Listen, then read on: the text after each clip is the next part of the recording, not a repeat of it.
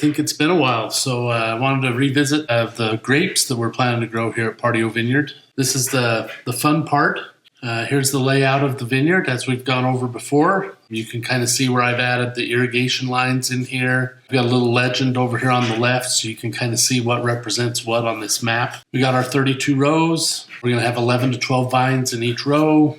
I picked out 3 white varieties and 9 red varieties. Again, I'm kind of experimenting here to see what will work, so that's why we've gone with so many. But I have picked enough of each particular variety that we can make, 5 to 6 gallons of wine minimum out of that variety, so we can at least have a decent amount of wine out of that. Over here on the left, I've listed the whites and the reds and the number of each of those vines that I'm going to plant.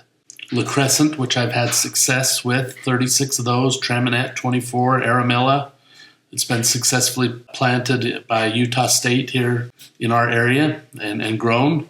Of the reds, we've got Marquette, which is a product of University of Minnesota. Baco Noir, which was recommended to me from an instructor in my wine making class at Cornell. Cabernet Noir, which is a American hybrid cross with Petit Syrah and Cabernet Sauvignon. It's very disease resistant.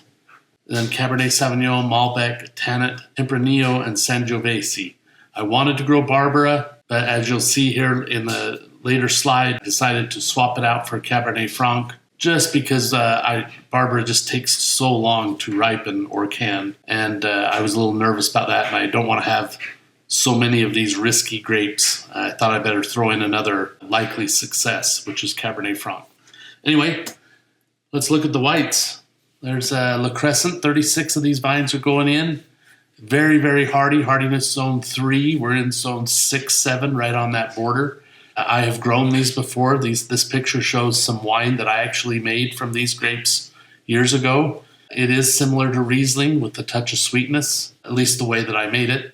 I know it's successful, so I knew that was a safe one to go with. You'll see over here on the left where I've listed the vine vigor. This is a medium vigor vine. The yield, which is, again, you have to kind of take this with a grain of salt because you go to all these internet sources and they'll show you different numbers. But in general, I was seeing 11 to 18 pounds per vine when these are mature. I'm going with the pessimistic view of 1.5 bottles per vine, which is kind of considered a low end, and I'm going with that for all of these varieties as my expectation. So if I get better than that, great. And this would probably be what this grape would put out in years 4 and forward when they're fully mature. There's some other characteristics here that I'll just leave on the screen that you could read if you had interest, but this just kind of shows the different wine qualities of wines made from this grape. And then you can see at the bottom where I'm putting this in my vineyard, what rows.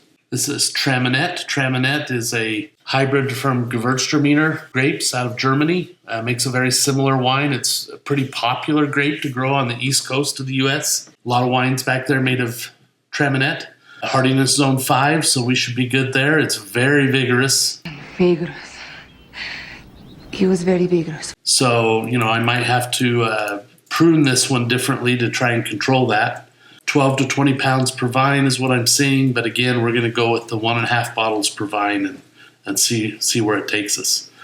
Next one, Aramilla. Again, this one's been successfully grown by Utah State University at 2 or 3 different locations in northern Utah. So I'm going with that because, again, I can't have all my eggs in these Zone 7 European grape baskets because a bad winter could really set me back. Another vigorous vine. Very vigorous. You can see that the production here is very big, 15 to 25 pounds per vine.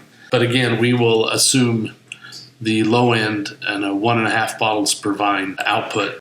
Out of 24 vines, I would get 36 bottles of wine out of this. A few more notes down at the bottom here that you can make this as a dry wine or make it really sweet like Moscato. Very versatile. Now I'll go to the reds, and one other note I should say is I have listed these grapes in order of what I have determined to be the risk of growing them here. So the first ones listed are the most likely to succeed. And of my reds, this is the Marquette. Again, this is a grape I've grown and made wine from in the past. Very hardy, Zone 3. It's the product of University of Minnesota's program where they're making all these grapes, wine grapes that are capable of being grown in the extreme colds of the Dakotas, Minnesota, Michigan, around the Great Lakes. Medium vigor, 11 to 14 pounds per vine. Again, going with 1.5 bottles per vine is my target, and I could get 70 bottles out of that in year 4 and going forward. Maybe more if I'm surprised. So we have liked this wine. I've gone online. There's a lot of it being grown in the Midwest, and it seems to be gaining in popularity, and it's done well in a lot of wine contests, blind tastings and such. Baco Noir, this is one that was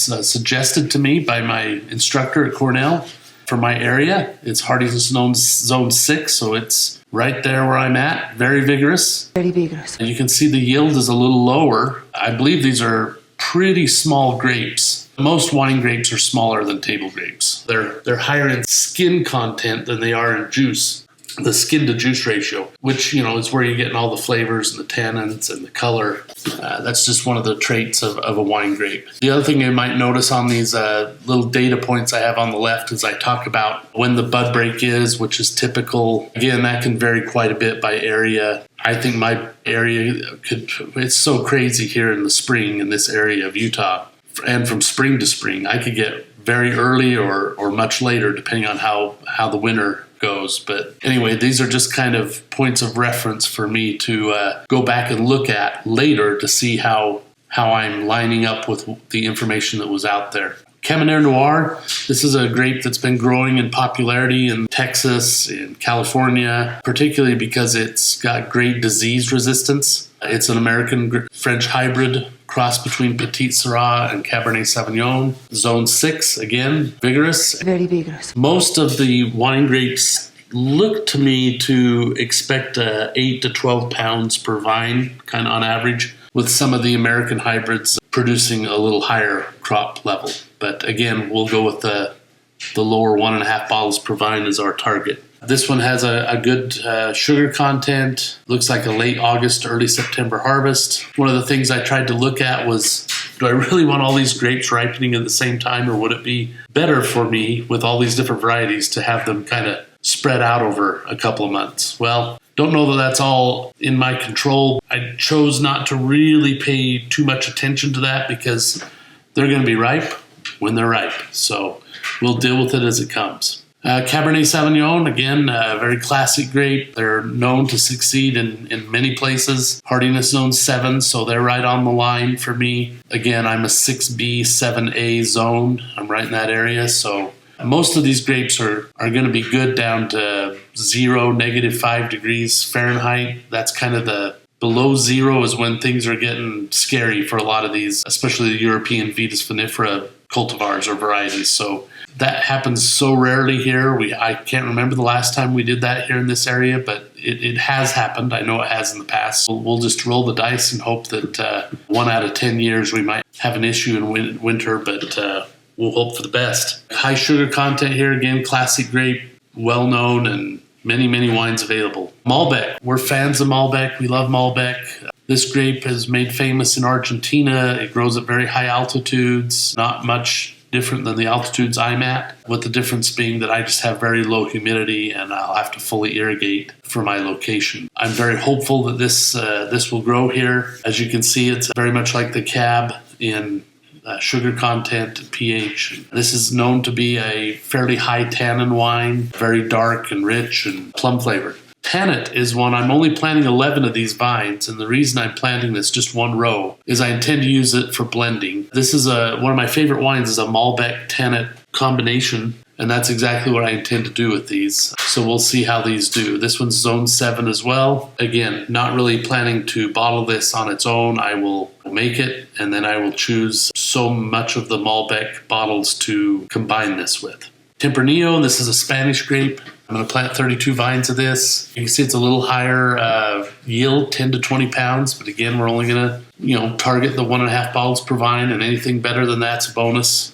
High sugar content, decent pH, medium high acidity and tannins, full-bodied. We did a challenge where we were trying to pick the imposter on an earlier video, and Tempranillo was three of the bottles were Tempranillo and one was Grenache, and I chose Tempranillo intentionally because we were intending to grow it and thought it would be nice to familiarize the group with Tempranillo. But again, these are grown in Spain in a very warm, dry climate, not too different from ours, and at the same latitude. So I'm hopeful that we'll have some success there. Sangiovese, this is a grape I just couldn't let go of. I've read mixed things about how this might work here. A little lower yielding, but I really have enjoyed Chianti. And a census taker once tried to test me. I ate his liver with some fava beans and a nice Chianti. Montepulciano and some of the other Sangiovese-based wines that I've had from Italy and really wanted to grow it. I understand that this one might be a little bit of a risk, but we'll see. I know they've grown it in parts of Colorado and up in Idaho. We're going to give it a shot.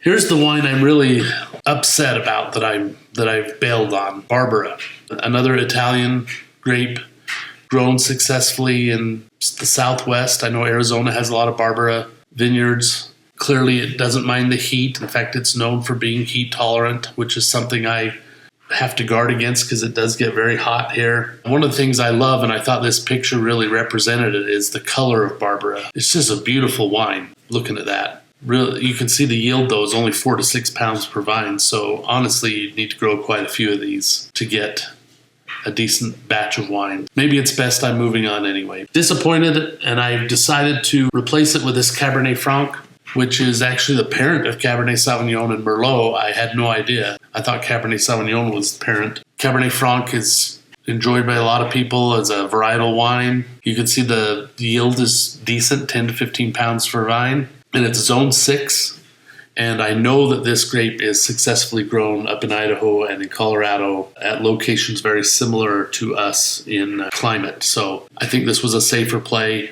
We'll hope that works out, and I'm not regretting that I didn't plant the Barbera later. We're getting really close. We got a lot of end posts still to put in. All the main irrigation lines are in, stubbed to the risers. Just waiting for those posts to be finished so I can put in the drip lines from end to end.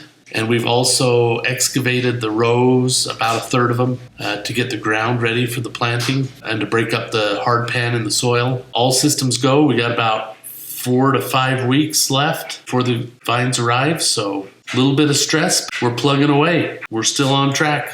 Talk to you later.